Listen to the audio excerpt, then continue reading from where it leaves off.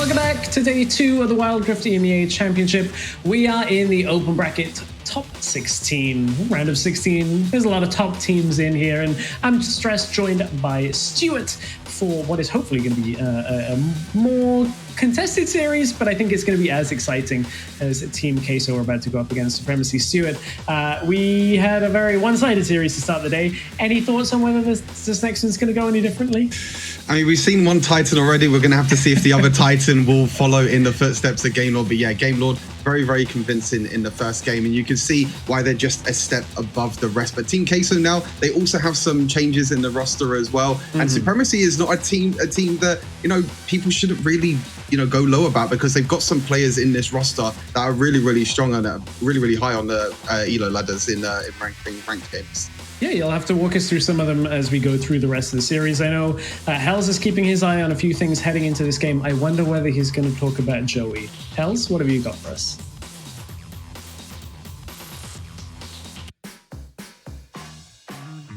Yeah, so as we're heading into this game, we've got some key points, and Team Queso, obviously the Origin Series winners, right? They come into this match as being the best team before this tournament, but it's not the old Queso, it's a new Queso. They have a whole new roster, it's a new Queso roster, and when we talk about the new roster, we're especially talking about their bot lane, right? They got Methonaut and Joey Skaggs, and my eyes are on them. My eyes are definitely on them, because this is the whole new bot lane that we've never seen before in any other team, in any other competition, really. And they immediately go on such a big team like Team Queso, so they must have something to surprise us, right? So that is it for the key points for this game. Back to Stuart and Stress to cast the game. Thanks, Hells. Bit of a spoiler. I've been listening to Hells talk about how good Joey is for like the last 2 weeks, whenever we've been talking about Queso. So, spoiler, we knew what was coming on that side of things. But, okay, we've heard about a couple of the players on the rosters. Let's take a look at the full lineups for Team Queso and Supremacy. As you said, there are names on both sides of the rift. We put a lot of respect onto Team Queso as being the defending European champions in the sense of winning Origin Series last year. But the lineups for this series, starting on the blue side, are going to be Team Queso. We've heard a little bit about Joey Skaggs in that bottom lane, but Stuart, who else from the Queso lineup do you have your eyes on? I'll read the full ones out before we get there.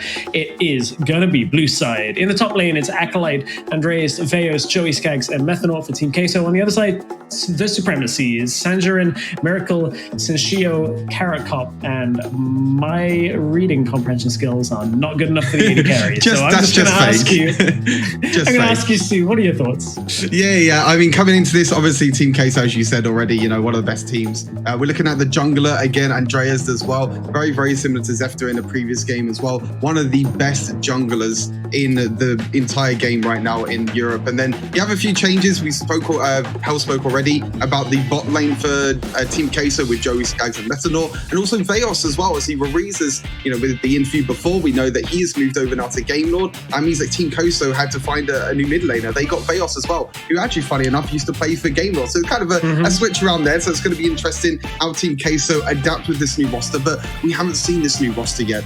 When they played before in the Spanish tournament, I believe it was in December, they were still with their old roster. So now coming into this, we have high expectations for Team Queso, but we don't really know what to expect because we haven't seen this team play together before.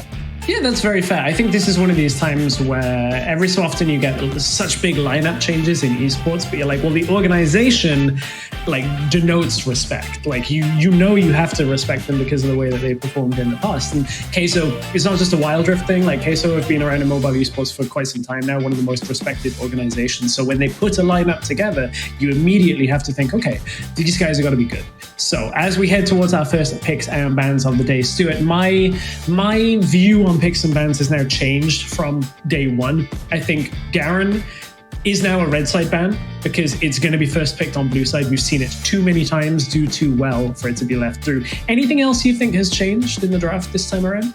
Yeah, I think one pick that we probably have to talk about is Corki. Corki has risen up a lot in priority. I mean, obviously we've mentioned before that we've casted, Purge Tournament and everything before. We knew that Redemption was really, really strong on Corki, but there was other champions, other players as well that have been picking up Corki, and he's definitely been rising up as that kind of AP mage AD carry in a way down in the Dura lane as well. Obviously, we got the standard stuff. We got the Set, we got the Jace, we got other champions as well. Andreas loves the Lee Sin as well, as Zefta does as well. Acolyte as well in the top lane. We haven't really spoken too much about him, but here's Darius. We saw in the Horizon Cup how strong he can be on this Darius. So it's going to be interesting to see what Supremacy will ban away for the first game of the series. You raise a very good point, because we heard in, I think it was your interview with Patterson, that Darius is a good matchup into Garen. If I was remembering correctly his answer on that question. So Acolyte is a Darius player. Let's take a look a little bit at our standings for the bracket right now. As you can see, Gamelord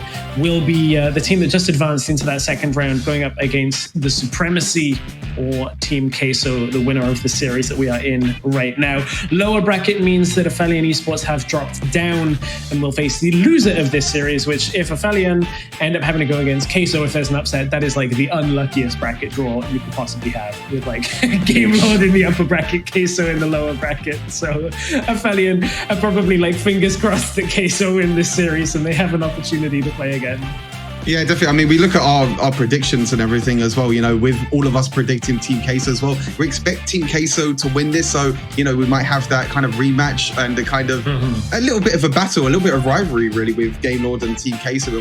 We've watched the changes and how many times these two teams have faced off against each other. Like you said, in a lower bracket, if Supremacy do lose this game, they have to play off against Aphelion as well. And in that lower bracket, it's really interesting because we've got Weigers down there already. We've got Aphelion down there as well. We're going to have a really close matchups in that lower side of the bracket. And, you know, if they do lose, then they're out of the tournament and they have to try and go through the last chance qualifier.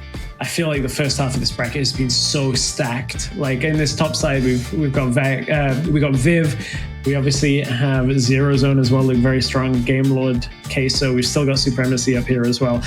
This first half is great. We haven't even seen like WREC. There's like Formulation, who they performed really well in the Purge tournament. Like surprisingly so. The finals was Gamelord against Formulation, and we were like, Formulation, not expecting too much from them. Down the bottom side, we've got Control as well. A few other teams that we're expecting a lot from. So, you know, when we say 16 teams, there are actually quite a few strong teams to go up against each other.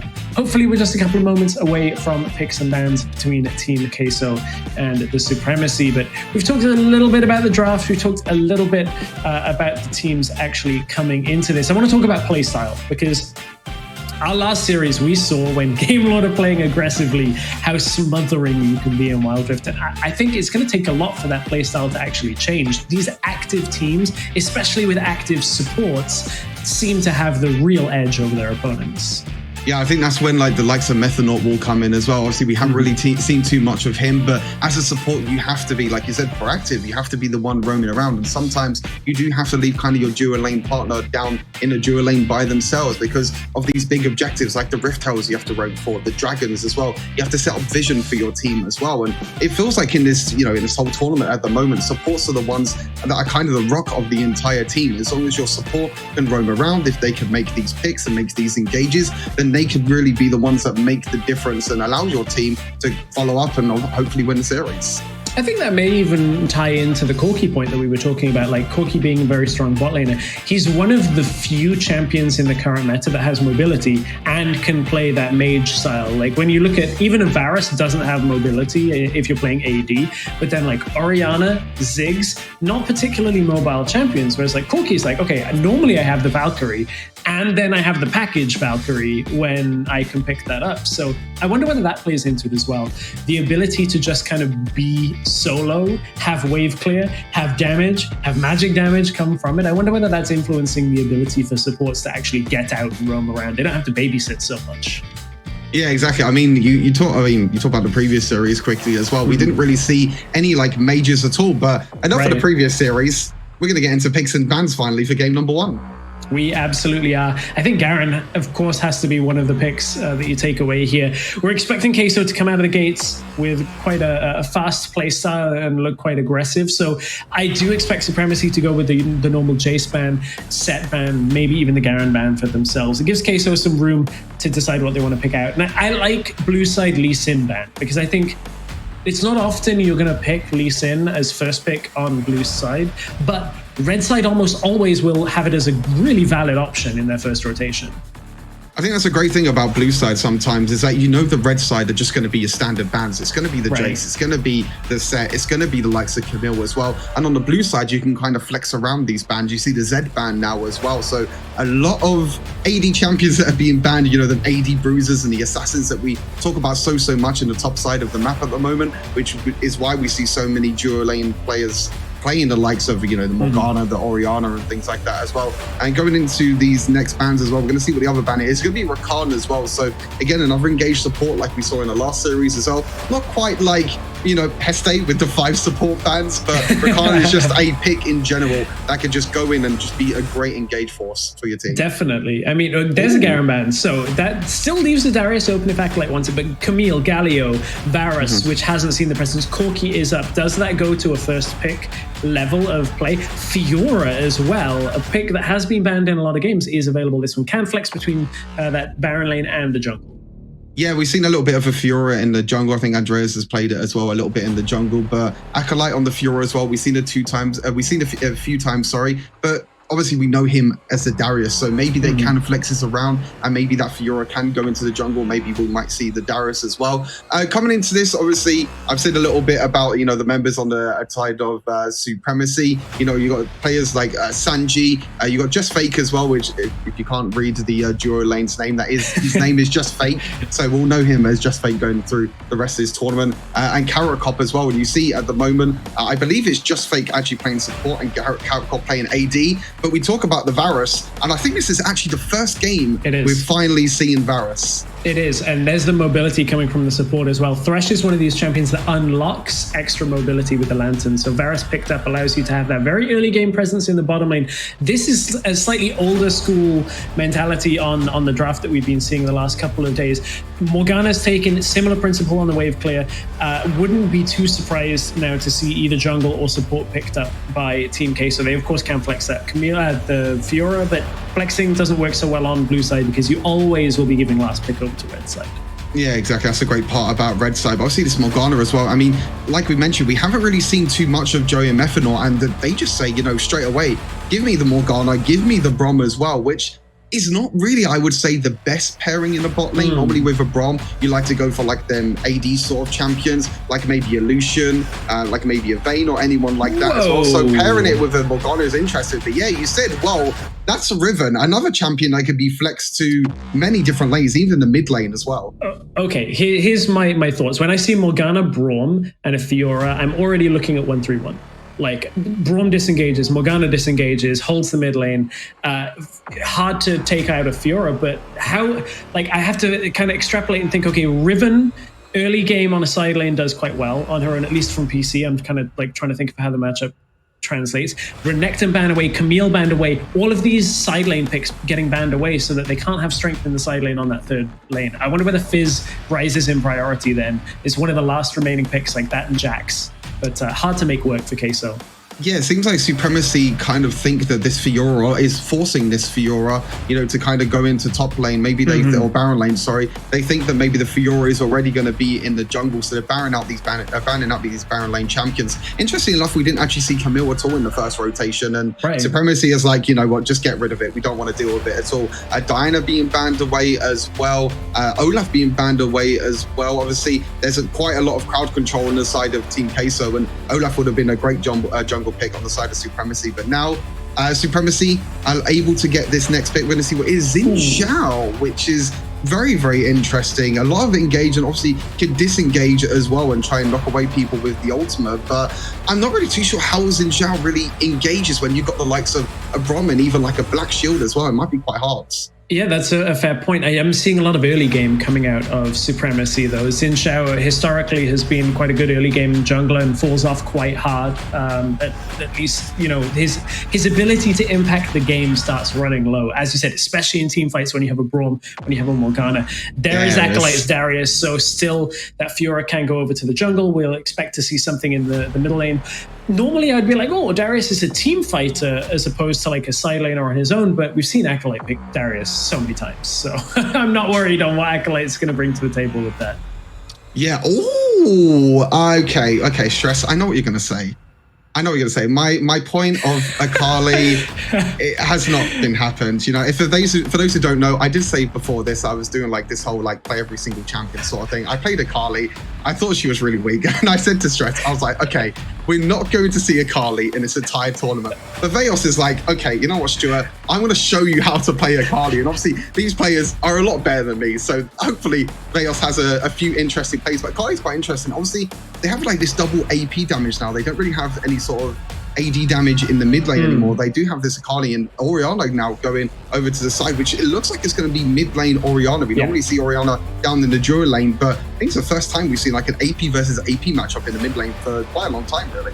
Yeah, it does feel like it's been quite a while. I feel like, you know, you're giving that ball delivery system with Xin Zhao gives you an option, but we've already kind of said that Team Queso, they don't have the best team fighting comp. They kind of look like they want to avoid team fights other than the Darius. Like, the way that I'm envisioning this game for Queso is like you're getting 2v1 kills on the side lane as much as possible. This is one of the first games where we don't have a lot of globals, so that's one area where for Supremacy I'm a little bit scared of, because there's no Galio to join, there's no Pantheon, there's nothing like this to actually assist on the side lane. So like Fiora, Akali, Darius, if they find one person on their own, immediately you kill them, the rest of the team backs away. Yeah, you talk about the 1-3-1 composition for Team Queso. They could put Fiora in one lane, and they can even decide to put Acolyte on the Darius or Veos on the Akali in the other side lane as well. And then you have that Morgana in the mid lane. You have that, as we mentioned before, that mid lane priority, the mid lane pressure for the Morgana with the wave clear. But on the other side as well, you still have Varus. So Varus is still not too bad with the wave clear as well. So it's not like it's a Vayne or it's someone that doesn't really have a lot of wave clears. But it's going to be really interesting to see how these two teams line up as I hope we get into game number one very, very shortly. Obviously, the first time we're seeing Team Queso as well. First time we've seen this bot lane, and Joey Skaggs bringing out the AP mage in the bot lane for game number one. Yeah, I think it's a strong pick in the sense that we've seen the Morgana a lot. Varus, I think we still have to give the respect over, right, for Supremacy. Is like if they get ahead with Riven, Xin Zhao, Varus, like those are some really high damage champions when it comes to early game skirmishes. And we're on to the rift for game number one between Team Queso and Supremacy. So we have the more standard mid lane than we've seen the last couple of days, and the Varus in the bottom lane, which is the first pick. We get to see a little bit of that early game presence down there from Carrot Cop.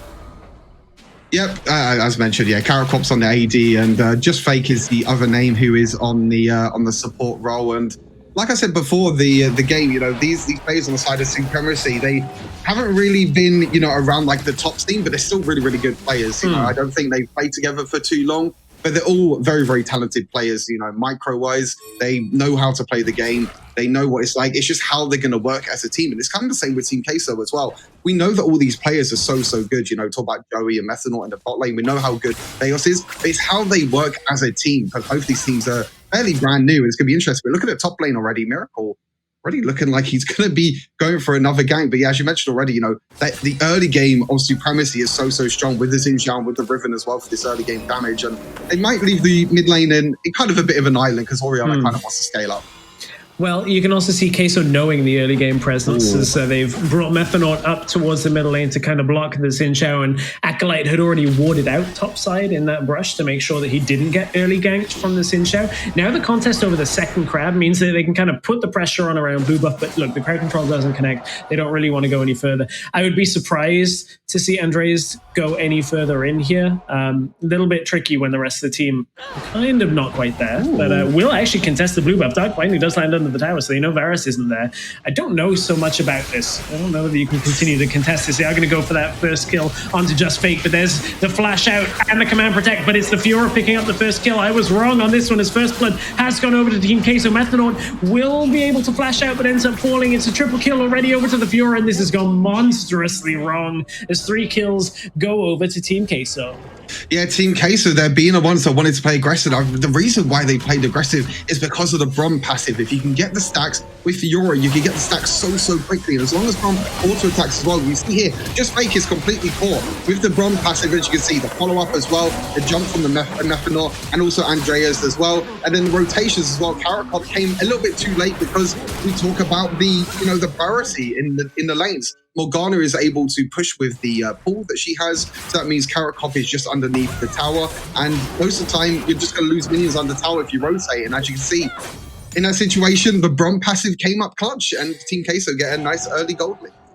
Yeah, and the difference between one kill for Supremacy and not getting a kill at all was basically the burn from Xin Zhao. Like, Methanol was nearly out of there with his life to basically take a clean fight for Queso. Apprehend from Darius is just going to keep Riven busy as Team Queso are assuming complete control of the top side, looking to just invade against this Xin Zhao. And I mean, if Xin Zhao never gets into this game, it's so hard to play a jungler like him. He has one function and can only really do that. He's going to try and survive as a grand challenge. He's going to lock down. Braum is the one that picks up the kill, but look, we're 20 seconds away from objectives spawning, and Miracle is still dead for 10 of them. It's going to be Queso focusing down this first objective of the game. The parry there by Andreas on the Fiora. He actually parried the ultimate of Xin Zhao. And if you don't know, with Fiora, if you do parry, and if you parry any sort of crowd control or any sort of knockback or anything like that, you can actually stun the member. And he was able to, root and stun the Xin Zhao into place, and that's what allowed them to get the kill. But as you said, full control of the moment for Team Queso in this early game. You can see Fiora is now starting the dragon, but Lineup's going for a fight. Really well played by Andreas to help Methanol out there to be able to jump over the wall. But yeah, as mentioned already, complete control already. About 2,000 gold lead on the side of Team Queso. We talk about the mid lane priority, the mid lane pressure, but it's all about the top lane at the moment. Apprehend and nearly manages to catch another as the burn is going to go through off the bleed. Acolyte manages to stay alive. It's going to be another kill going over to Andres. They thought perhaps with Veos in the bottom lane, it might have been a bad fight for Queso to actually take, but look, they're able to kind of get their flash into the play. It is going to be a kill going over to Carrot. He cancelled it. And that's going to be cancelled for Andres. That's a big point here as he was trying to absorb a potential Chains of Corruption with another parry, but it's another kill going over to this Varus. Yeah, a little bit of an overextension there by Team Queso. Really, really well played by the bot lane of Supremacy. Carrot Cop had just faked there. Carrot Cop just using Varus's third ability to just cancel the back. But as you can see, Supremacy got the Rift Herald as well, and Dragon Team Queso weren't able to do because they tried to tower dive bot lane instead. And they might even try and take this top lane tower as well. Not just yet.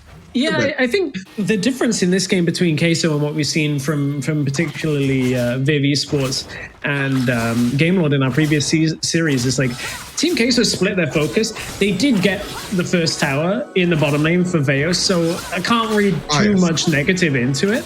But they were split focus. One in the bottom lane and Rift Herald went down. Yeah, so they did take the first tower. They did get a kill over in the top lane, but Rift Herald did go over as well. They do get a dragon as well, so overall not a bad trade for Team Queso, but it's definitely not clean, I would say. You know, the tower dive was definitely a little bit shaky, especially with objectives spawning. Most of the time in a situation, you'll see loads of teams just sit around the objectives and try and get control over there, but instead, Team Queso is the ones that want to try and play aggressive, and Andreas at the moment on this Fiora is so far ahead right now. Already has a 24 completed like we saw, and if you can get a Fiora ahead, we talk about the 1v1 composition. I don't really think there's anyone on the side of Supremacy that can really deal with Fiora in the late game. No, not at all. I was about to say that. Like, Fiora in this game is the late game monster. That's a very scary monster to have 3 kills already, being basically the most fed person in the game. Only Varus can contest on the amount of gold, and you expect Varus to be ahead at this point. Bot lane, we're going to go over for another exchange as Fiora Andres is going to try and stay alive. Does manage to get it as Grand Challenge, does complete for that healing pad, and now may very well look to dive over as Joey is here as well on this Morgana. The binding doesn't connect, but all it does is forces Varus to run closer to Fiora for another kill. Great rotations there by Joey. You know, most of the time, you see them AP mages in the mid lane, and sometimes they just sit there and do absolutely nothing. They just clear the waves, but Joey's like, nope, I want to roam. I want to make these proactive plays. He's one that rotates down to the dual lane, and another 2 kills over to Team Queso. And yeah, it looks like Team Queso at the moment, they're kind of running away with this game. It's going to be really hard for Supremacy to come back, or we might get something very, very similar to our first series. Veos as well. Little bit of trouble, but he should be able to escape really easily. I want to watch how Queso bounce between their side lanes. Like, you see Veos now go to the top side to try and absorb the next push from Supremacy, so it allows Andres to come up. They just got a 2 versus 1 kill on the bottom side even before Joey came down. Now look, they're going to group top side. Watch the minimap coming up the river. Yes, the action is going on, but Akali's bought time in the Shroud, and here comes the rest of Queso. It's bought enough time because Grand Challenge is going to at least force back the Riven as they pick up the kill onto Miracle, and it just seems all too easy right now for Team Queso, as long as they don't overextend. I'm really, really enjoying watching Team Queso right now. The rotations that they're doing, they've done it in the Dura lane, and they've now done it in the Baron lane as well. they're just rotating as a team. And at the moment, Supremacy don't really know how to deal with it. They feel like they have an advantage, and they felt like they did in the top side there with Sanji and with Miracle. But unfortunately, they didn't realize that the whole of Team Queso were there at the same time. And like you said, it's really interesting to watch where the priority of Team Queso is with this, kind of 1-3-1 composition. But they're going to try and take another tower now. Hook just missed his. Yeah, it's not quite enough, but that Brom ultimate does land, and in goes Andreas trying to take it. It's a 4 versus 3, and this all comes from the fact they spotted Orianna in the bottom lane after Acolyte pushed it up. But Acolyte even manages to pick up a 1 versus 1 kill on the Xin Zhao in the middle lane, and this is all Team Queso dodging away from the hook. They're going to put the pressure on the tower. Not going to be able to take it because of how low health they are, but look, it's all about backing off of that Rift Herald. Really well played again by Team Queso. Again, they're the ones with the numbers advantage in the top lane. And as you said, Acolyte getting a solo kill as well. We talk about Acolyte, we talk about the solo kills, and as you can see here, we know what he's done. We've all seen the clip from Horizon Cup where you got where you got the 1 versus 2 kill on Acolyte. So we know what this guy can do on Darius, and Andreas as well on the Fiora we've seen before as well. And we talked before this about, the kind of the lineup of Team Queso and, likes of Joey, the likes of Methanol and Veos as well. But it seems like they're fitting into the team really, really well at the moment. Yeah, what they're doing is kind of like the fundamentals of MOBA really well in this game so far. Is like, so Acolyte pushed out bottom like 1 minute before. It forced Orianna to show on the wave, right as Xin Zhao also shows on middle lane. So the 4-man stack in top lane, no, there can only be 3 people here. There's no way of them evening up the numbers. So we take the fight. And then Xin Zhao dying 1 versus 1 shouldn't really happen there. You're just trying to play for the Rift Herald. But here we go with something else that's really not going to go the way of Supremacy. Is that it's a lot of damage to start off for Supremacy first, though. There's the stasis to keep him alive, and Xin Zhao's picked up 1, but Supremacy are going to get routed from the rest of this as Acolyte opens up the damage with Andres. They did lose Joey, but in goes Veos trying to get 1 more kill. They're so low health targets, and yes, he manages to pick it up as Veos is ticking, but it is not enough to pick up the kill. Andres takes the drag.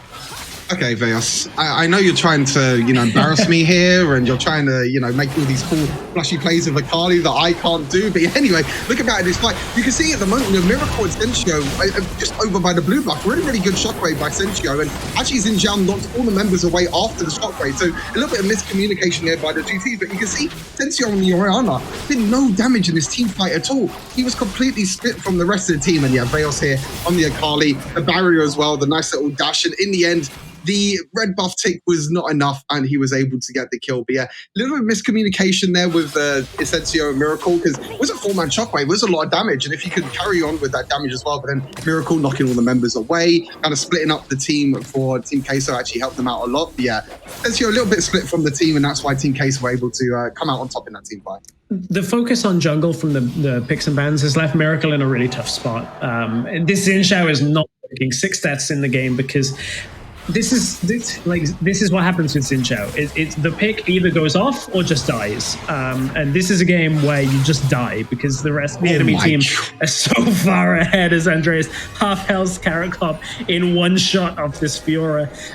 Xin Zhao, literally all he can do is try and deliver the Orianna ball in and hope that it does enough to actually take the kills. And grand challenge out by Fiora, half health down, it forces him away from the turret. There's now Team Queso going to try and push in for this next turret of the game.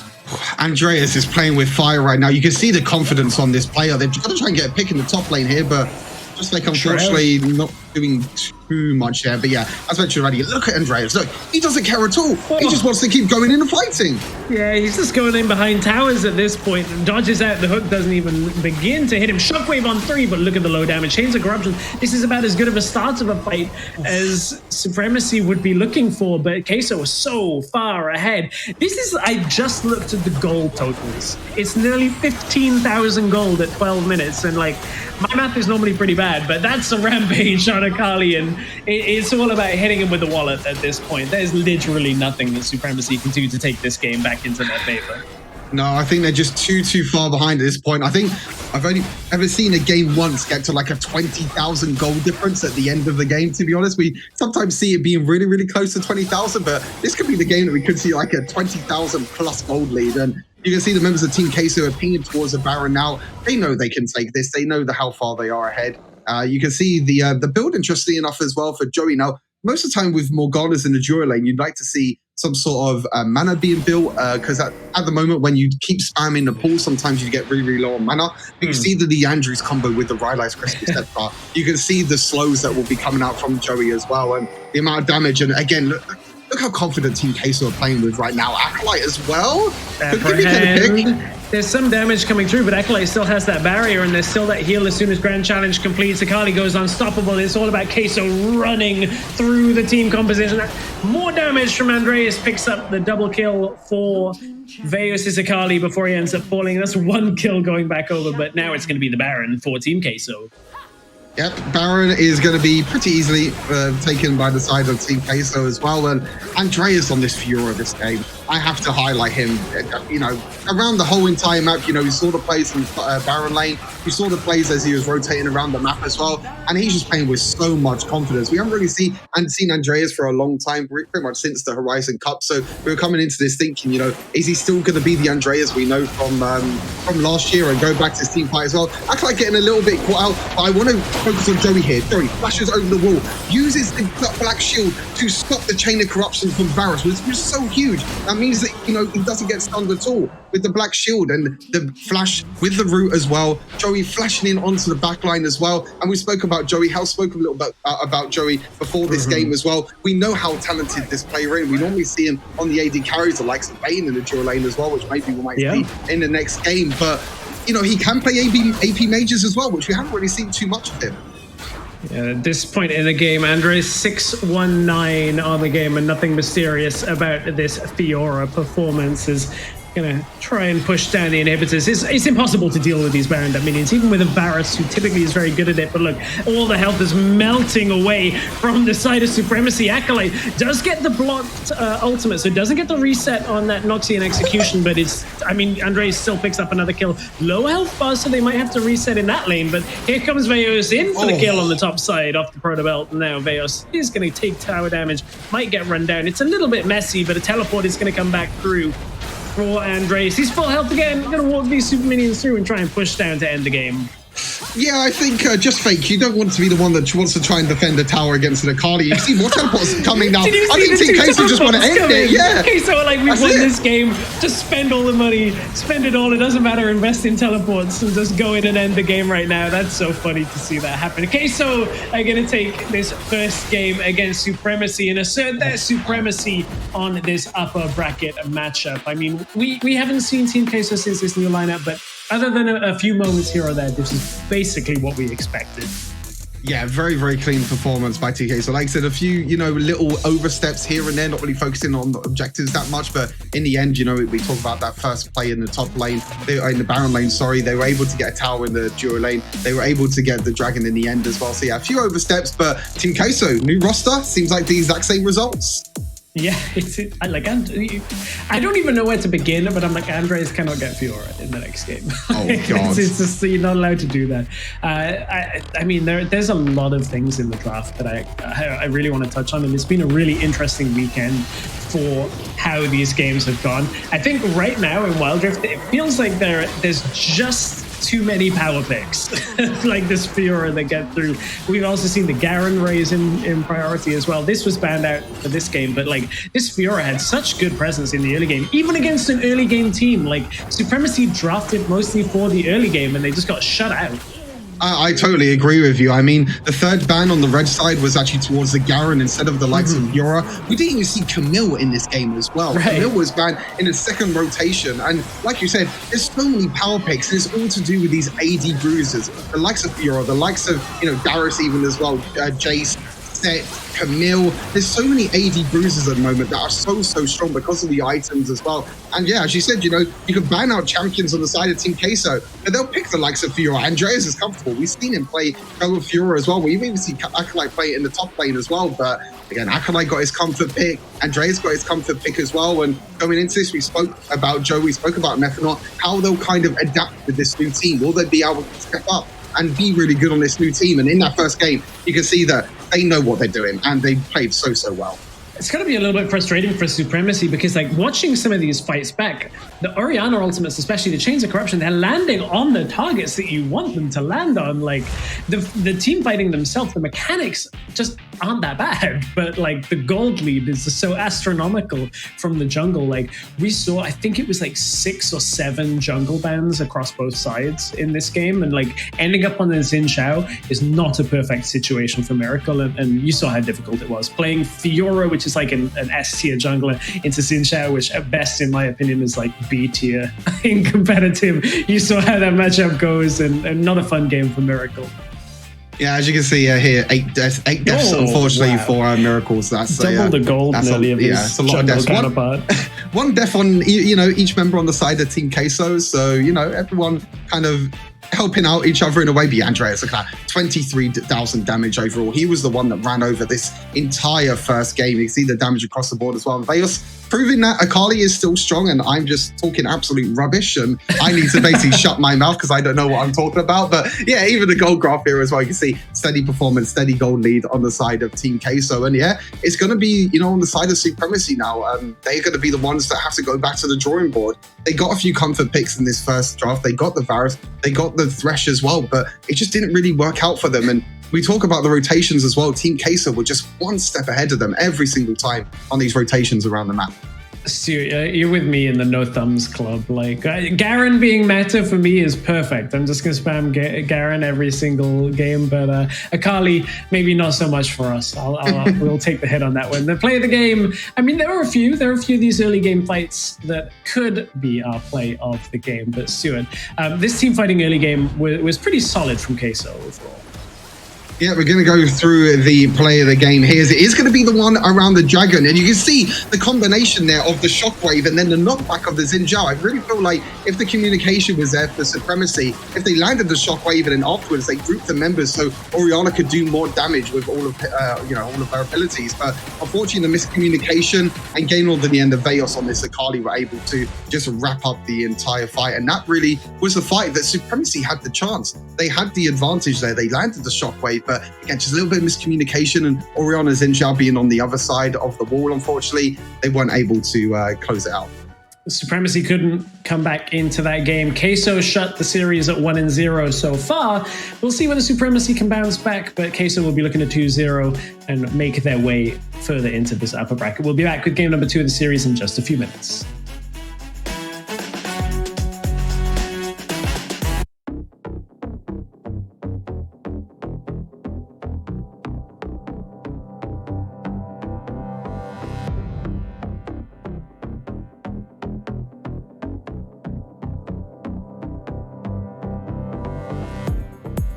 Breathe fire, your eyes so bright, the dark will guide us through the night.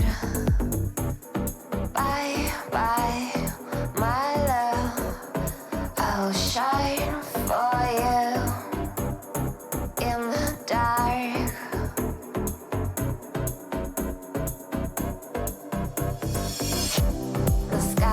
Lonely without the sun.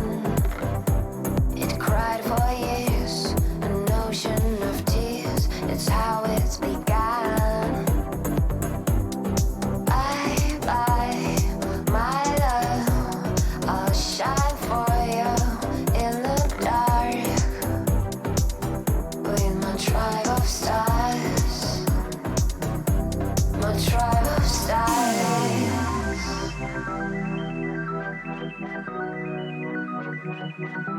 My tribe of stars.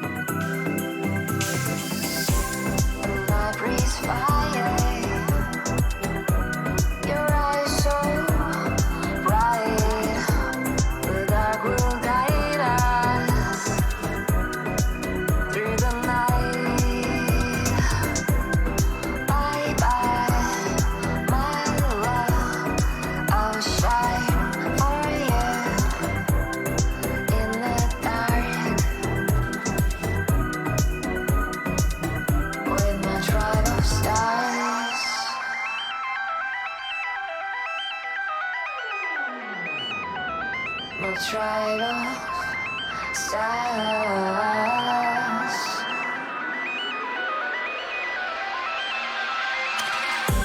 No tribal stars.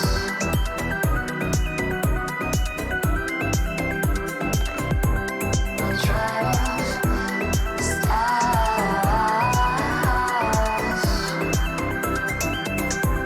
No tribal stars.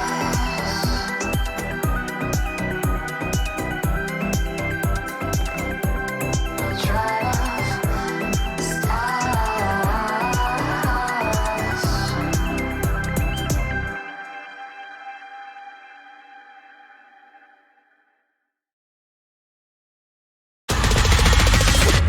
Welcome to the official Riot Games Squad EMEA Championship. Everybody round here, know we get hype. Everybody round, everybody round.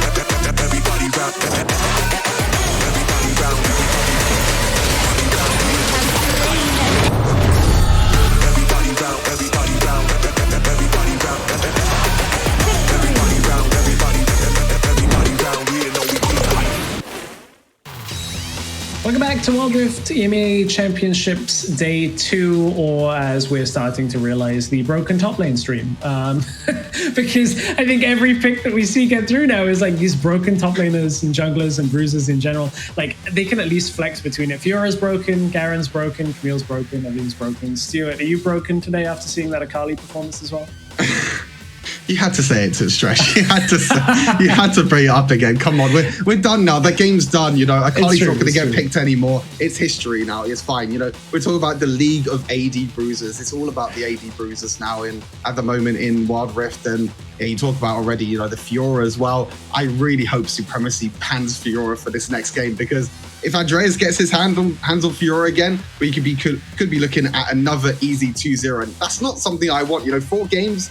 4 2-0s. Come on, let's give us a game 3 once, please. Yeah, give me at least one 2-1 series between this. I mean, you've heard our opinion on bruises in the top lane. I want to hear a little bit from Hells about heading into game 2. Perhaps what you know, we can see from Supremacy bouncing back into it, or even what he thought from Queso in game 1.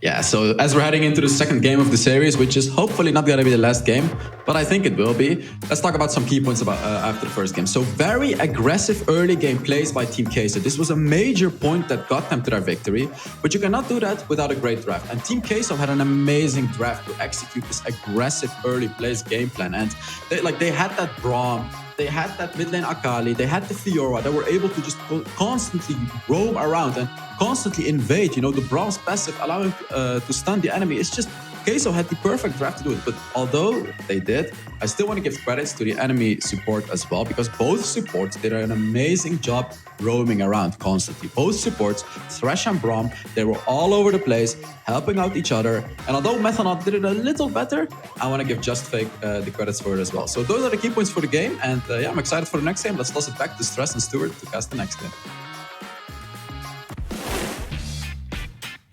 Thanks, Hells. Really appreciate the insight on this series as well. I think we're seeing a lot of these roaming supports do very well. We're also seeing a lot of support bans. I don't know whether I'd even be bothered banning supports anymore. I'm just like, throw every ban at top lane and let's have dumb lanes where like nothing's broken and everybody just has to play boring champions. Because right now, letting like even one of the top laners, like Set, Garen, Camille, Fiora, some of them can be flex to the jungle as well. Leaving them too open just means that you end up losing top lane. That all goes horribly wrong. Yeah, I think you can kind of count all the OP AD bruisers with both your hands, to be fair. There's probably 10, maybe even more, you know, strong AD bruisers at the moment. So when you're playing on red side, which Team Queso looks like they are on the red side now, and Supremacy is on the blue side. So we'll see how the draft will adapt. But again, we're going to go through the same sort of thing again. You know, we're going to see the Jace, we're going to see the Set ban. But I think the interesting part we're going to be looking at is the third ban for Team Queso. We saw Supremacy ban out the Garen third, but now it's going to be, you know, who's Team Queso going to be banning third? And then on the side of Supremacy, we're going to be seeing what are the bans that Supremacy are going to do, because they have a bit more flexibility. And you can see Camille, they don't want to first pick the Camille, so maybe they have a plan in mind already as what they want as a first pick. Jace off the board, because I think that's one of those picks that in the lane can still oppressively bully out any melee matchup, like taking that, and then Jace just has damage throughout the rest of the game. So while he doesn't fit that profile so much of like the Garen, the Fiora, he just has damage and he's just too strong right now, so everyone's banning him on red side. Lee Sin gonna be banned away. I like that. We saw Andres on an aggressive early game jungler, well, I say early game, he was aggressive in the early game on a jungler like Fiora, who still has power, so taking some of that away. Set probably gonna be banned. It's actually Morgana on red side. Interesting. Yeah, I think this is a little bit of a bait by Team Queso. You're now, Team Queso are like, okay, Supremacy, are you going to ban Set? Or are we going to actually ban Set? Do you know what we're going to ban? It is going to be that Fiora banned away. No surprises, really, to be fair. Andreas completely ran over the first game, and now, is it Set? Is it not Set? You've still got the likes of Garen open, as you said, as well. They're not going to ban either. And now this is the great thing about red side as well, which makes things really, really interesting, because you give one pick over to Supremacy, but then you can take two on the side of Team Queso at the same time. So now Supremacy is like, what do you prioritize? And Supremacy prioritized Varus in the last game really highly. I was wondering whether they would first pick it, which would have been, an older meta that we were expecting to come into today, but no, it will be the Set. I think you have to take it away. Do you just let Garen through as a real risk and just decide to play the Darius? You have to pick it in the first, in that third rotational spot then, if you're going to do it. That's an Olaf immediately. I guess, Set can't pick you up, but this is a high priority on Olaf for a champion we don't normally see, at least this high up.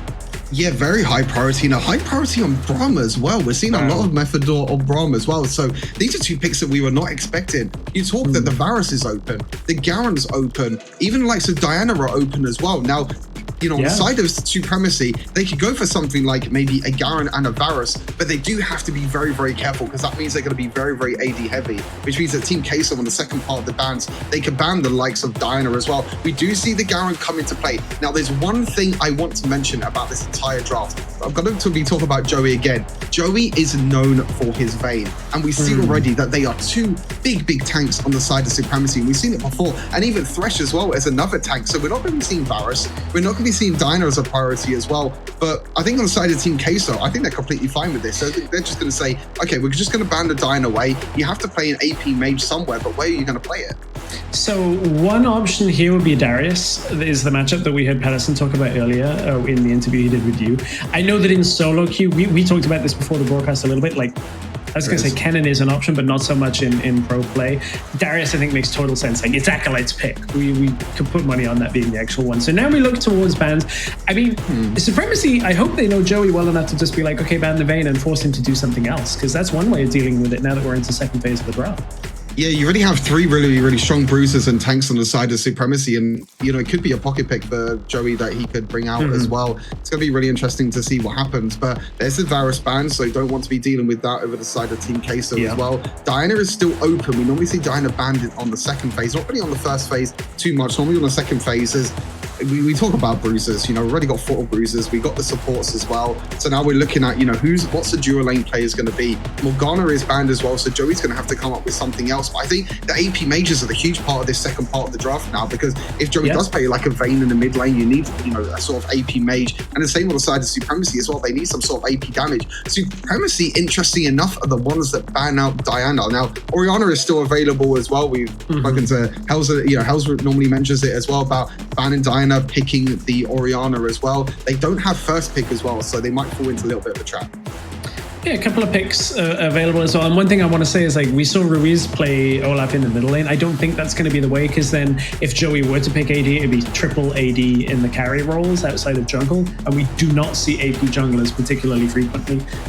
In Wild Rift, there are a couple available, but they generally don't make themselves available in competitive. Ziggs banned away.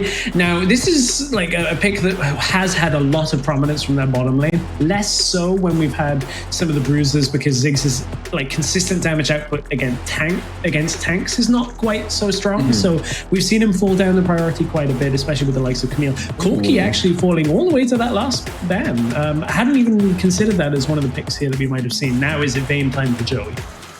Yeah, they might leave maybe the pick till last. They might pick their mid laner here. They might pick someone like an Orianna that can flex as well. Orianna is still open and available, and that would be kind of my prediction as the way this draft is going to go for Team Queso. There are some other picks as well. Is it going to be like another AD champion? Is it going to be Joey's Vayne? We'll have to wait and find out. And it's actually Brand. Now, Technically flex. Yeah, it technically flex. I think most of the time we do see Brand in that duo lane, to be honest. We don't really see a lot of Brand in the mid lane at all. No. So most likely this will be going to Joey. But as you said, there is that small possibility that it could be flexed into the mid lane. And now, Supremacy, what AP mages are you going to pick now? It has to be the Orianna, surely.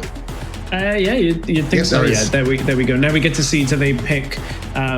I mean, if you're anticipating a Vayne here, you have to go for some kind of like early game / AoE. We saw Vayne against Kai'Sa yesterday, and Kai'Sa just never got into the game fast enough to actually compete with the Vayne. Ooh. So Yasuo likely mid lane, would you say? Or yeah. I mean, we'll see when they swap around. So Yasuo going towards the mid lane, Orianna maybe as that bottom lane carry. How does that deal with the potential Vayne pick here as the last one for Joey? Yeah, I honestly don't think it's going to be a Vayne pick. If it's a Vayne pick, I'll be very, very excited for this second game. I think it will be Brand down in the duo lane. But Yasuo, very, very interesting pick. We haven't really seen too much Yasuo just yet. There's not really anything really to block on the side. And it's going to be Renekton. Now, I mean, both sides of these drafts are very, very interesting because it could be flexed around in either way. Yeah, I mean, Yasuo is pretty good against things, obviously, with the wind wall that you can block, but then, like, you can pick melee matchups into him, and as long as you're tanky enough, you can survive through the majority. Could be Renekton mid, likely Olaf in the jungle, I imagine. You're right on the Brand going down into the bottom lane, so there's a decent amount of skirmish power out of Team Queso, but Supremacy, like, they have some really, really good picks that we've seen presence from with the Garen, with the Set, the Orianna, so there's quite a lot here. Like, that ball can also set up the last breath from Yasuo, so Supremacy have a pretty good skirmish composition of their own right. I actually want to see what a synergy and what it's like when you suplex someone, and then when you last breath, does a champion still follow the suplex, or does it get put in place by the last breath, and does it stay in place? I'm not actually too sure how the interaction works. Maybe we'll see going into this second game. But as you said, you know, both these teams have got really, really strong comps, and we'll have to see how this second game does go. Supremacy, they have to win this game. Is do or die now. Well, not really do or die because they can still go down to lower bracket, but then they don't really want to go down to lower bracket, and Team Queso, they're going to look to try and be as clean as the first one.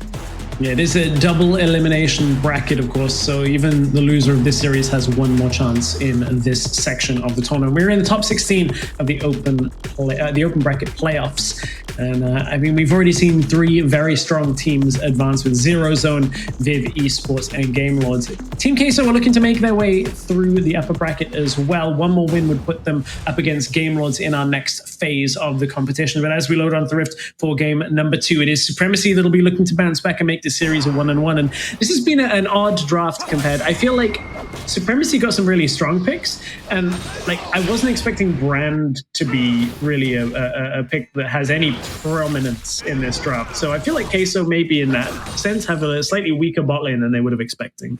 Yeah, I think the main thing that Sensio has to look out for here on the Yasuo is you need to win wall all the damage from the Brand, especially the ultimate as well. If Yasuo can win wall the bounces and everything, and oh my god, Sensio already! Acolyte is getting run down in this lane. We heard Patterson talk about how Darius can be a matchup that plays into Garen, but it looks like the early game matchup still goes in Garen's favor as he's able to get a lot of damage from hitting level 2 first against Acolyte. Forced out the barrier, Sancho, and used the Ignite as well. Looked to pick up the kill, couldn't quite get it. I remember in the interviews, not the interview section, but like the video beforehand, where they were asking players who's their worst champion they hate to play against, and Joey said Garen. So we're going to have to see what Joey's going to be like against this Garen. But you can see this mid lane match at the moment. Oh my god, so much damage. But Veos, but Miracle's here as well. Yeah, Miracle's looking for the pick-off in mid lane, and Veos just in enough time to get onto top side. Not able to connect to his Miracle. That's an Ignite early on, and now Miracle's in a really bad position, as that's Methanaut coming into the lane as well, looking for that Braum passive to stun more members in Team Queso. They've already got the first kill for First Blood. They will back away and take this bottom trap. Yeah, a little bit of an overextension there for Miracle, but Acolyte, oh, he gets the solo kill. And there is the Darius versus Garen matchup. Yeah. It's gonna continue as Thresh is gonna drop bot side. It's a solo bolo for Team Queso. Acolyte showing his Darius plays. absolute disastrous start for Supremacy. We were talking about the draft and these early skirmishes that we were talking about as well. And they also, we don't get to see it, unfortunately. We're going to go back to the replay. But yeah, it's little skirmishes here in the mid lane. You can see again the Brom passive of this Methanol as well, roaming with the Brom passive, which could be so strong in the early game, being able to catch off the members. And as you can see, they were fighting over the Scuttle Crab as well. And again, look, Brom passive again. They're just jumping in, trying to get the Brom passes back as much as possible. And unfortunately, just like overextends just a little bit with flash not available. It was a nice and easy kill. It doesn't look like Sensio was able to kill Veos in the mid lane. I think it was still 3-0 beforehand. So luckily we didn't miss anything. What happened was I saw right as we went into the replay, Veos actually got level 5, and I think Sensio was like, oh, he's got Dominus, I'm never going to kill him, I don't have Ignite.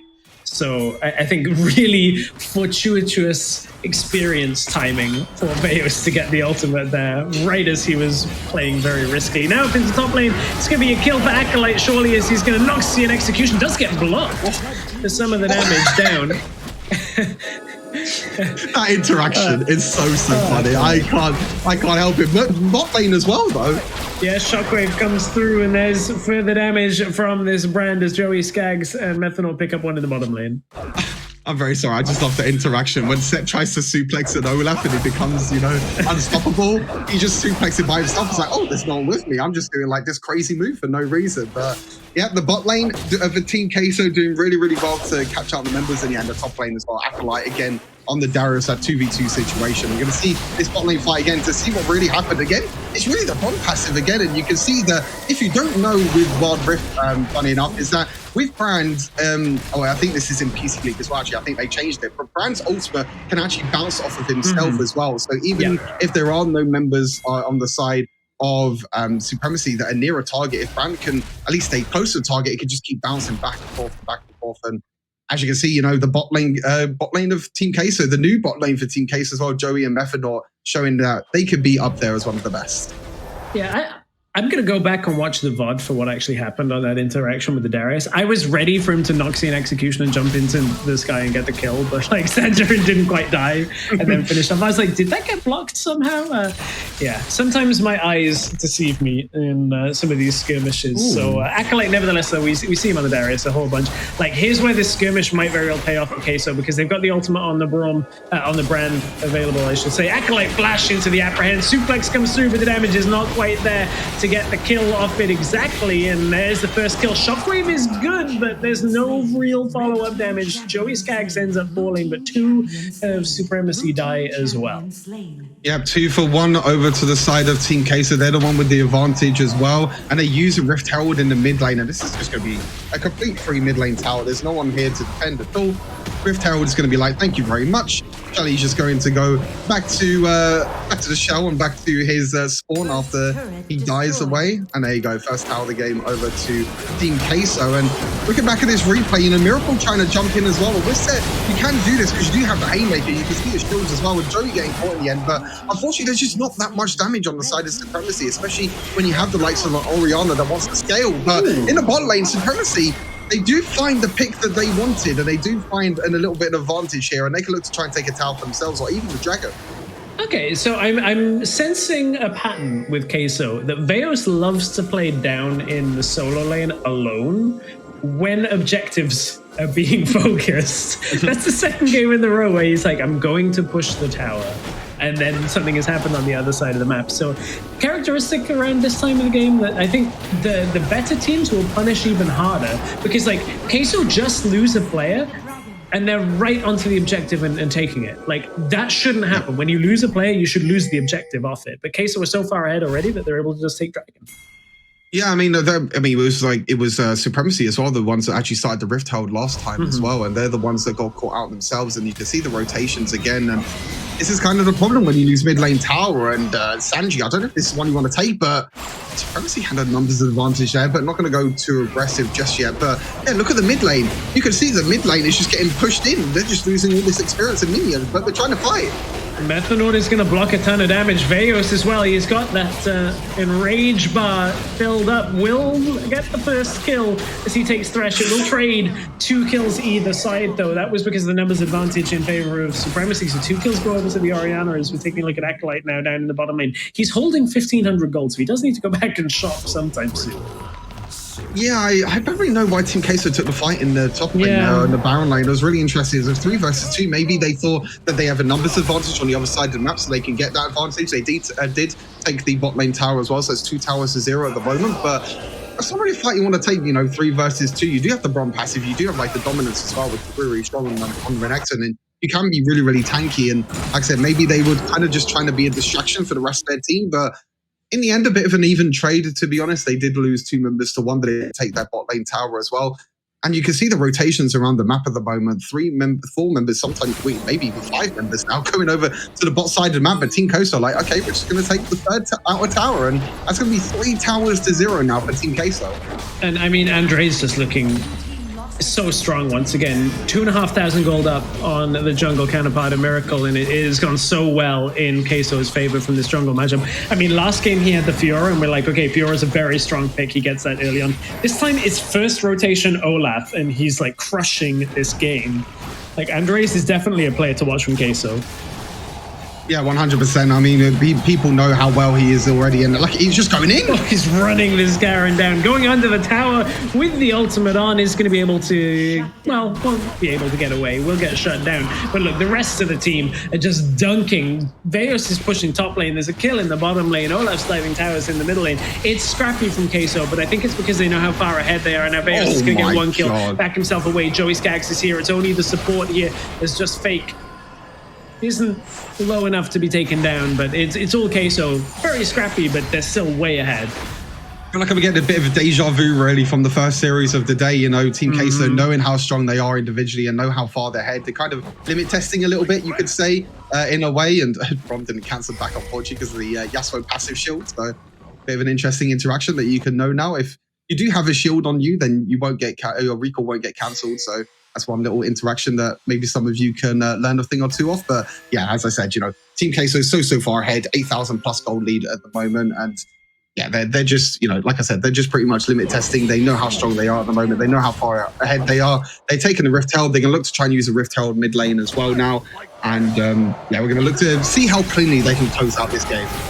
Yeah, they, when we say cleanly, it's not going to be very, but they're still going to try and close it out as Andre is running through mid lane. There's a shockwave. This is the combination that they were looking for. Here comes the picks from Supremacy, and this is the damage, but oh, that's low health targets. 1 kill already for Acolyte. He can't quite get into the back line for more, but he has that ultimate available for the Noxian Execution. Doesn't get the second reset, and actually gets punished by Sander, and the tiniest of health to survive. It's messy. It's messy for Queso, but it's so fun to watch. As Sanjarin, he's on the long road to try and get out of this one, as Garen is going to distract. The kings themselves, this could last a long time. I think Sanji is very tanky. You can see he's just healing off everything, but he can probably turn this, to be honest, and try and kill Andreas. But no, unfortunately not. He is going to die at the end. But that mid lane interaction with the Garen, the God Kings themselves, Noxus against the Marcion, Darius versus Garen. That's the sort of fights that you love to see with the lore of League of Legends, what we know and love. And the Lantern away there, but yeah, as you mentioned, it is very, very messy on the side of Team Queso at the moment, but Supremacy are finding picks and finding kills to get themselves back in the game. Let's see now Queso are finding picks though, because Miracle's down, Sanjarin still hasn't respawned, Dragon is going to go over their way, and they're going to continue to stomp their authority on the game. Yeah.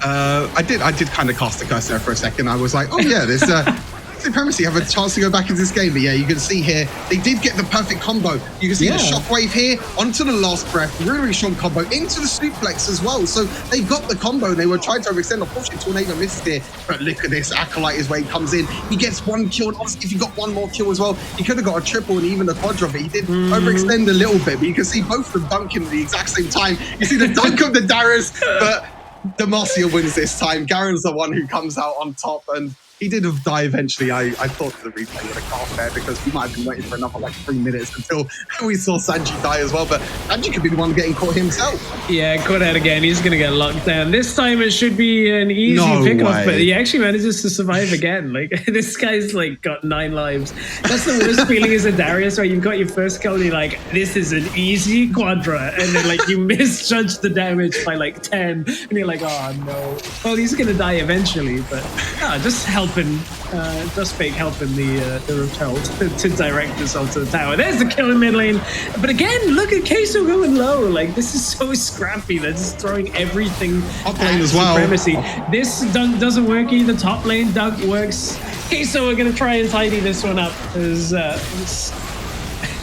I mean, Queso, they're so low. Can you just don't take these fights? They're so low. You don't need to be doing this. You're so far ahead. Oh, the style hook gets it.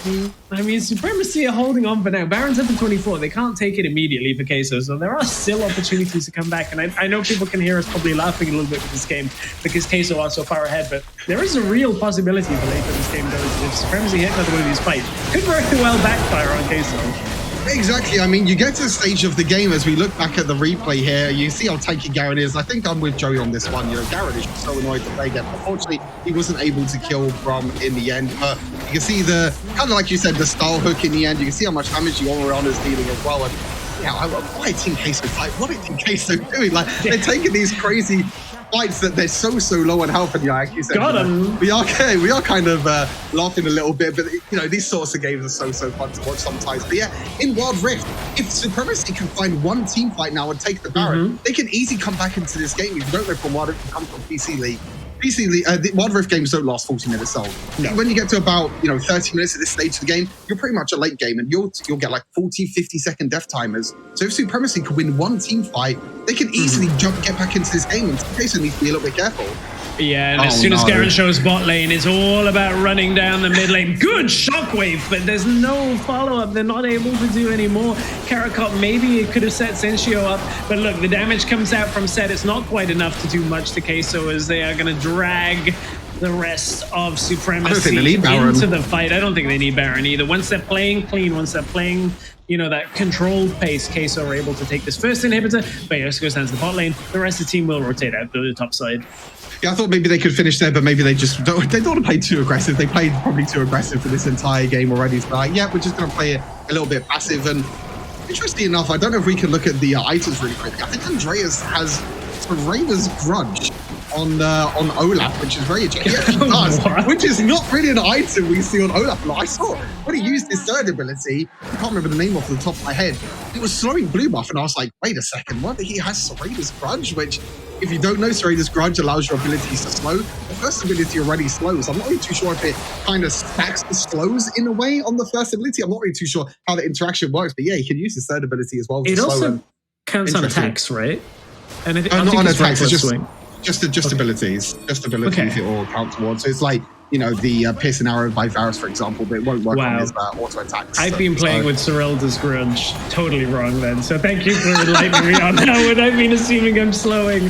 So I basically only play Ashe. Yeah, the slows come through as they push down in the bottom lane, and they're going to keep moving through. Queso have the Baron buff. It's really difficult with this composition for Supremacy to actually clear the waves. They have to basically stand in them to clear them out, and that's exactly what Queso want them to do. As Acolyte is going to try and push through on Sanjarin in the top side. The box has been used bottom lane, but Set's already dead here. Shockwave only hits on one, and even if they can convert that into the kill, the rest of Team Queso are going to be here to mop up the enemies. Acolyte picks up one with the dunk. The turret has already gone down. Low health bars, but it doesn't really matter because Queso, they're going to take this game 2-0. They're going to take the series and advance to face Game Lords. Although these are very low, I don't think it's enough. But one more dunk from Acolyte as Queso shut the series out 2-0. They will face Game Lords in the next round of the upper bracket.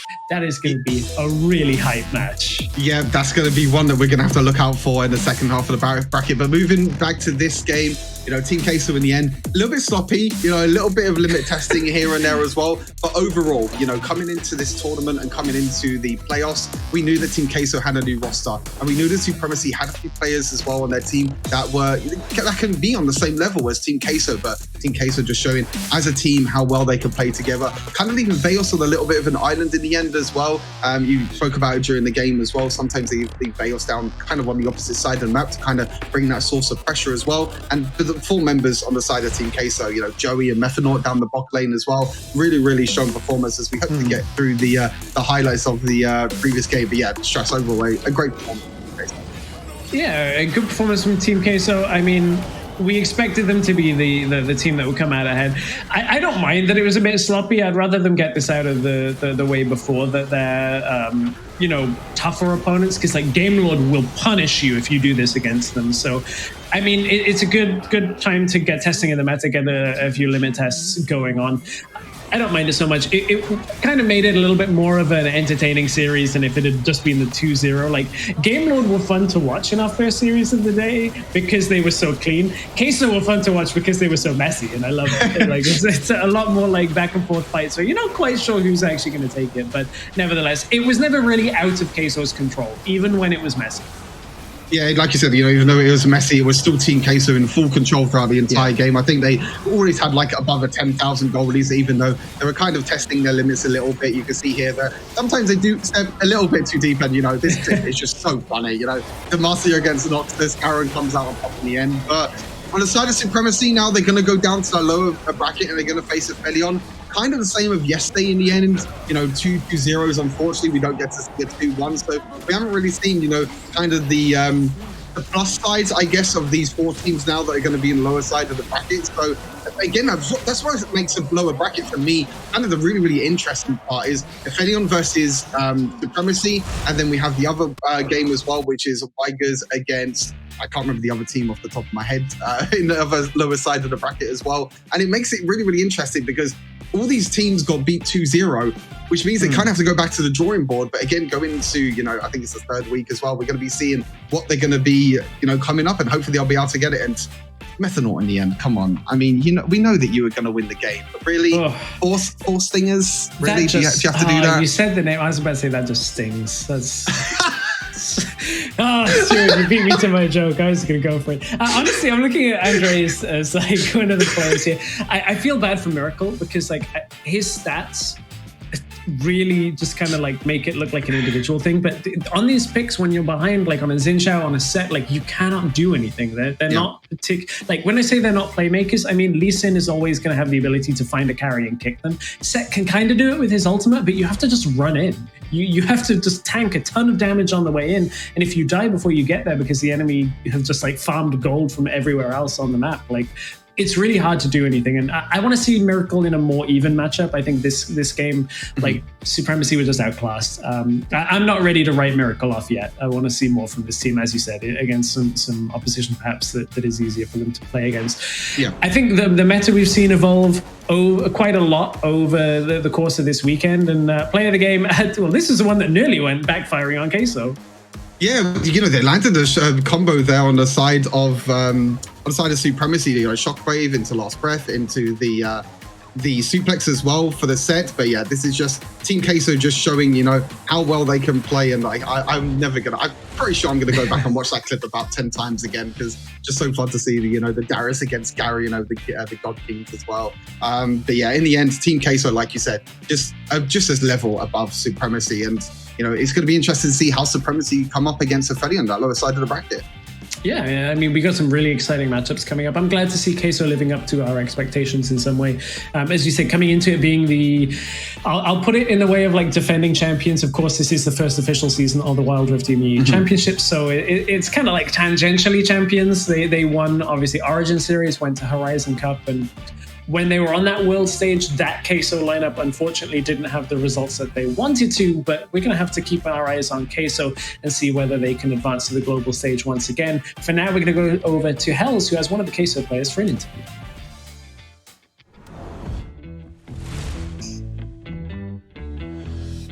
All right. What's up, Joey? Happy to have you here. You know, that was a dominating performance. You guys absolutely destroyed the enemy. And the first thing that I want to start up with is, are you already feeling 100% confident with this new fresh lineup of Team Queso? Well, we actually haven't been playing together for that long.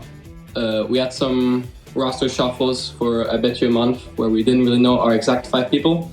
But I think we've been playing as 5 together for maybe, I don't know, 2 weeks, a bit over 2 weeks. But I'm already really happy with our progress. We're definitely improving pretty rapidly, I'd say. And yeah, I'm just looking forward to the future, but no way we're even close to 100%. Wow, that's impressive because like you played so well, and you're saying you were nowhere close to 100%. But did you expect to steamroll the enemy so hard, even though you're nowhere near 100%? Well, I knew that we would be better. I think first game we were really, really serious in a way. We were really, really serious. Second game after we got our lead, I think we kind of had a bit of fun, I'd say. Like not intentionally, but I think a little bit of fun came out. But yeah, I think we expected to win pretty easily. Okay, and yeah, now I'm gonna ask you the question. You'll be playing up against Gamelord next, and you're both known to be the best teams in Europe. How do you feel matching up against them? I think they're definitely very strong. I respect them very much. I think we have a good shot to beat them. I would say it's gonna be close.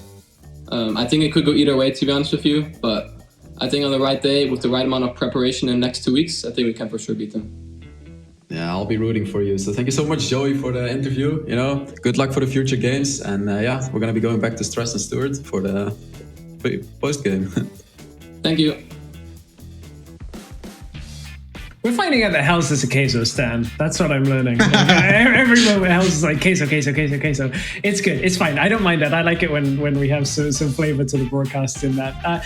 Good to hear that they're not at 100%. Yeah. And I don't mean that in any negative way. I just think that like they're already at a good level fundamentally, that like it's about tidying things up. I think when we look at who's MVP of this series, it's really obvious to me. Queso played well. I'm just going to say it wasn't a one-person carry job, but Andres looked on another level. We know Andreas. We've seen him before at the Horizon Cup. We've seen him in other tournaments as well. And this player is by far one of the best junglers. And in the first game, you can see his Hampton Fiora. But you can see him play other champions as well. He doesn't need to be on the likes of Fiora as well. And overall, just a solid performance by Andreas, and showing that, you know, even though we haven't seen him for a long time, and as Joey said as well, which I think is the really surprising part for the interview as well, is that as we welcome back Hells as well, welcome back. Yeah, you know, with that interview with Joey, it's interesting to see they've only played together for 2 weeks and they already look this strong. So if you think if they play together for a few months or even a few more weeks, they can, you know, get that synergy together and they could be really strong. Yeah, it's going to be a really good series with that Gamelord matchup coming up. We're not quite there yet. We've got a lot of teams, and I think it's time for us to switch our focus on to the second half of the bracket. When you look at, like, we've seen the first half of the round of 16. Now we get to look at a few other teams, like we've got WREC. I'm sure the WREC players are going to be frothing at the mouth for next week's matchups, but 2-0s all over this week was a little bit unfortunate, I'm going to be honest. I think we had some fun matchups, but looking at the bottom side of that, WREC are in our very first matchup of next week. We've got Na'Vi down there, we've got Formulation, we've got Mood, we've got KTRL, we've got Dark. There's big names down there. Hells, any like strong teams you're expecting to come out of that second half of the bracket? I mean, definitely WREC and Na'Vi, right? It's like basically the same games as we had today, 2-0s. We're expecting that.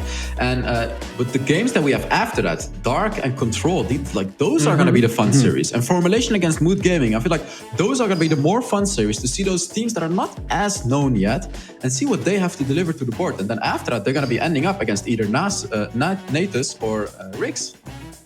Yeah, exactly. Like Na'Vi and WREC are two of the strong teams. We've seen a little bit of the lower bracket already. We've seen, of course, Principality, Vigors, Aphelion, and Supremacy. There was some strength in there. Unfortunately, I think they drew some of the toughest competition, especially Aphelion and Supremacy. I don't think we saw too much from. So again, it's going to be a couple of weeks before we actually see these teams back out onto the Rift as well. But there's some prep time. There's some time to reset yourselves, as we're going to see WREC and Na'Vi on day one. Some big games. You already mentioned it. Team Dark and KTRL Control in our last matchup of next weekend. Stuart, this is going to be such a banger weekend as well. Every weekend of games is great. Like, which matchup for you takes the top spot? I feel like it's a KTRL one, right? Yeah, for sure. The KTRL one. Me and Hells both know Polish Onion Komoto in the support role as well, so we're going to be keeping our eyes on him. But yeah, I think the second day is definitely a lot more competitive, as Hells has said already. The first day, but we get to see more Titans as well. We get to see Rix.GG, how their new roster is going to do. We're going to see Na'Vi as well, who they looked really, really strong in previous tournaments as well. But yeah, for me, it's the second day. It's the Sunday part of next weekend. It's them teams that we don't really know too much about, and they're going to be coming up against each other. We're going to see who's going to be playing the likes of Rix and Na'Vi in the next rounds. I want to say something though. I want to add course, something. Control is on a boot camp, so they're going to be together, and they have a coach as well. They're all together right now. They're making some plans, so I definitely have high expectations coming from a team like Control. That is good to know. We still got another week before we will see Control take to the Rift. The insane thing is that only one of these teams that we've seen so far is going to get that automatic spot into the grand finals in Barcelona. Yep. All of the rest of them are going to have to compete their way through this bracket and then through the last chance qualifier. So I think it's too early to tell, but like the strong teams that we've seen already are so unbelievably strong. Very fun to watch as well. I think that's one of my favorite things about it. Yes, we've had some stomps, but we have seen some good games already. I can't believe I'm saying it. It's the end of the first weekend of the Wild Rift EMEA Championships. Thank you very much, Stuart. Thank you very much, Hells. This has been a very fun weekend of games. We'll be back next week with even more Wild Rift action for Europe. We'll catch you next week.